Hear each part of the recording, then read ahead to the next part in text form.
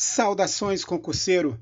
Nessa aula nós vamos começar a falar sobre regressão linear e vamos introduzir o assunto falando de regressão linear simples e de regressão múltipla. Quando falamos de regressão linear simples, queremos modelar a relação entre duas variáveis. Por exemplo, temos a renda com números de anos de escolaridade. É bem razoável esperar que quanto maior o número de anos de escolaridade, maior seja a renda de uma pessoa, por exemplo. Podemos também ainda pensar em peso e altura de uma pessoa, etc. Várias relações envolvendo duas variáveis, então teremos variáveis aos pares. Essa relação linear é matematicamente expressa pela igualdade y é igual a beta 0 mais beta 1 vezes x mais epsilon. E nós chamamos y de variável dependente ou variável resposta. É aquela variável que estamos querendo explicar a sua variabilidade a partir da variável x. A variável x é a variável independente, variável regressora ou ainda variável explicativa. E no caso de uma regressão linear simples, essa equação aqui é simplesmente uma reta no eixo x e y. Bem,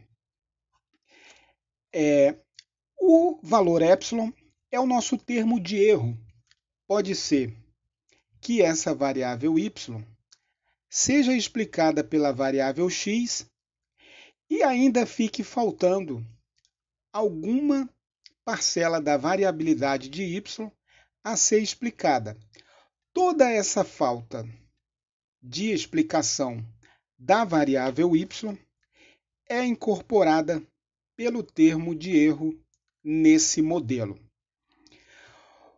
O termo de erro não é um erro no sentido negativo da palavra, mas sim no sentido estatístico da palavra. É uma flutuação aleatória que ocorre ao tentar explicar a variabilidade de y pela variável x. Seja por imperfeição desse modelo, por algum erro de medida, ou ainda pela falta de outras variáveis que possam explicar essa variável y. E também de fatores não observáveis que podem ocorrer no fenômeno estudado. Bem, a regressão linear simples tem esse termo linear porque a equação do modelo é linear nos parâmetros e mais adiante veremos tecnicamente como definir essa linearidade. Então, convencionamos que o modelo é linear nos parâmetros. Tipicamente, nós faremos mais algumas suposições para o modelo de regressão linear simples e também para o modelo de regressão múltipla. Bem, essas suposições são acerca da distribuição de probabilidade desse termo de erro, e é interessante destacar que a nossa variável resposta, a variável y, a variável dependente, é uma variável aleatória. Esse termo de erro aqui é uma variável aleatória e essa parte aqui do modelo é um valor não aleatório conhecido inicialmente. Bem, precisaremos então fazer algumas suposições acerca da distribuição de probabilidade do erro, acerca da independência das observações y, entre várias outras suposições ou premissas que destacaremos nas próximas aulas. Tipicamente, nós usaremos uma amostra, usaremos pares de variáveis, né? A cada x, teremos então uma observação da variável resposta y. E é por meio dessa amostra que estimaremos os parâmetros beta0 e beta1. Portanto, após a estimação desses parâmetros, é necessário que façamos algumas inferências acerca desses parâmetros. Para isso, nós vamos nos valer das propriedades dos estimadores, vamos calcular intervalos de confiança para essas estimativas e também vamos testar algumas hipóteses acerca dos parâmetros do nosso modelo, a fim de verificar a adequabilidade desse modelo de regressão, nesse caso aqui, um modelo de regressão linear simples. Bem, para isso nós temos vários métodos de estimação, dentre eles o que abordaremos nessas aulas, o método dos mínimos quadrados ordinários, temos também o método da máxima verossimilhança, o método dos momentos e também o método do melhor estimador linear não viciado, né? Dessa sigla aqui em inglês. Ora, cada método de estimação, aqui nós estamos apenas exemplificando, traz consigo as suas peculiaridades, as suas características, as suas vantagens e desvantagens, dependendo do modelo a ser estimado. Bem, vamos falar de regressão linear múltipla. Pode ser que naquele modelo de regressão linear simples, mais de uma variável independente seja usada para explicar a nossa variável resposta y. Então, frequentemente, a variável resposta y é influenciada por mais de uma variável independente. Digamos aqui x1, x2, até xp. Suponhamos que temos p variáveis que explicam a variabilidade da variável dependente y. O modelo linear com várias variáveis independentes é representado aqui por essa igualdade. Temos então aqui uma equação onde a variável dependente y é relacionada com as variáveis independentes x1, x2 até xp por meio dos coeficientes de regressão beta0, beta1, beta2 e assim sucessivamente. Ora, os parâmetros beta0 até beta-p são os coeficientes de regressão.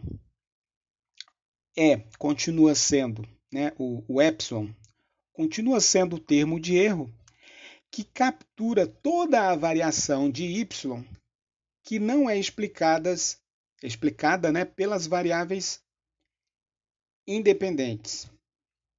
Ora, pode ser que outras variáveis não observadas afetem a resposta y. Portanto, se há omissão de variáveis, esse termo de erro captura então essa falta dessas variáveis. Bom, o modelo é linear nos parâmetros beta0, beta1 até beta-p, conforme já vemos anteriormente. Não necessariamente é linear em x, então nós podemos ter uma relação desse tipo, por exemplo. Veja que a variável resposta y é relacionada pelos coeficientes beta0, beta1, beta2, beta3 e beta4. E note que aqui surgiu um termo x1 ao quadrado. A mesma variável independente x1 é usada aqui com o coeficiente beta2 e x1 elevado ao quadrado. Vemos também aqui uma variável que é uma função de x, cosseno de x, por exemplo. Então, nós temos aqui um modelo que é linear nos parâmetros, mas não linear nas variáveis independentes x. Bem, vamos detalhar melhor o que é o modelo linear tecnicamente. Então, dada essa equação ou essa igualdade aqui do modelo de regressão linear múltipla, matematicamente nós dizemos que as derivadas parciais de y em relação aos coeficientes de regressão não dependem desses coeficientes. Isto é, se eu derivar y em relação a beta zero, veja que o valor da derivada não depende de beta zero. A derivada de y em relação a beta 1 não depende de beta 1. E assim sucessivamente até beta p. Veja que as derivadas parciais em relação aos coeficientes de regressão não dependem dos próprios coeficientes. Essa é a definição técnica de um modelo linear nos parâmetros. Em particular, nós não teremos quaisquer coeficientes, como potência ou qualquer outra função não linear. Podemos aqui mostrar um contra-exemplo. Veja que o modelo y, nesse caso aqui, é dado por beta 0 mais exponencial de beta 2 vezes xi mais um termo de erro. Note que esse modelo é um modelo não linear, se tentarmos fazer as derivadas parciais de y em relação aos seus coeficientes, veremos que essas derivadas não são constantes, tais como vimos anteriormente. Bom, dito isto, introduzido o assunto da regressão, seja ela simples ou linear, eu quero destacar aqui mais um aspecto relevante em relação a esse modelo e dizer o seguinte: nós esperamos aqui que a variabilidade de y seja explicada por cada variável que aparece nesse modelo e de tal sorte que a explicação proveniente da variável xp não tenha relação alguma com a explicação proveniente da variável x2. Nas próximas aulas, veremos tecnicamente como é definida essa independência entre as variáveis explicativas. E isso é muito importante quando isso será muito importante quando nós formos a abordar as premissas do modelo de regressão linear simples ou múltipla. Bem, dito isto, basta, para finalizar a nossa aula, nós veremos aqui os objetivos da regressão, bem rapidamente, e vamos resolver 2 exercícios. Então, o objetivo da regressão, muitas vezes é fazer a previsão, né? No caso da previsão, a preocupação maior não é nem com a estimação dos parâmetros, mas a capacidade das variáveis x em prever valores futuros da variável independente, da variável dependente ou variável resposta y. Muitas vezes também o objetivo da regressão é apenas fazer uma descrição dos dados ou uma explanação. Pode ser que o cientista de dados ou o engenheiro, o pesquisador, né, esteja querendo apenas sumarizar ou descrever os dados a partir dessa relação da regressão, do modelo de regressão estudado.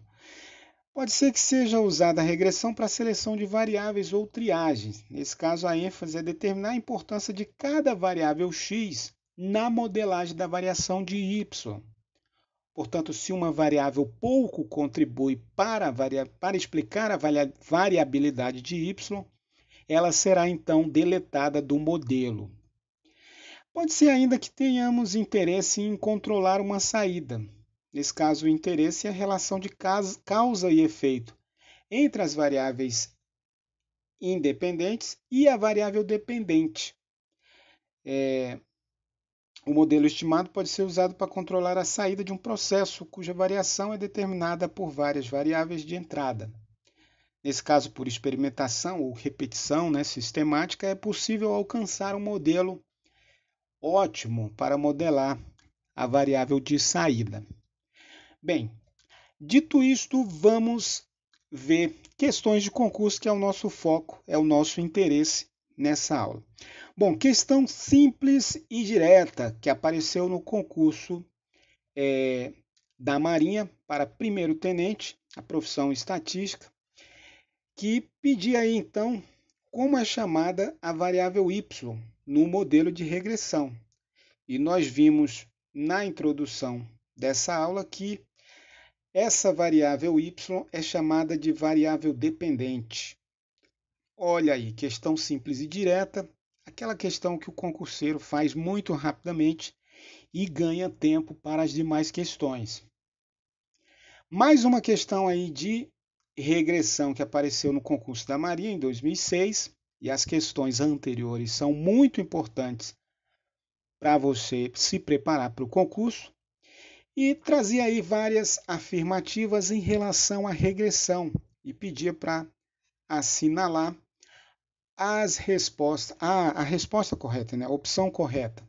Então, dentre essas opções aí, todas elas eram erradas e incorretas acerca da regressão, exceto a opção E, que dizia que os dados para análise de regressão provém de observações de variáveis emparelhadas. Né? Nós vimos então que nós temos uma variável x que tentará explicar a variabilidade de y. Portanto, essa opção aí é a correta dentre todas as que apareceram nessa questão. É isso aí, concurseiro. Eu espero que tenha ficado clara essa introdução à análise de regressão. Continuaremos com essas aulas e pode ser que você queira acelerar a sua preparação para os concursos públicos. E eu quero te indicar aí 4 materiais muito interessantes para você estudar análise de regressão. Primeiro, 52 questões de estimação. Veremos aqui os vários métodos de estimação, método dos momentos, máxima verossimilhança, mínimos quadrados, etc.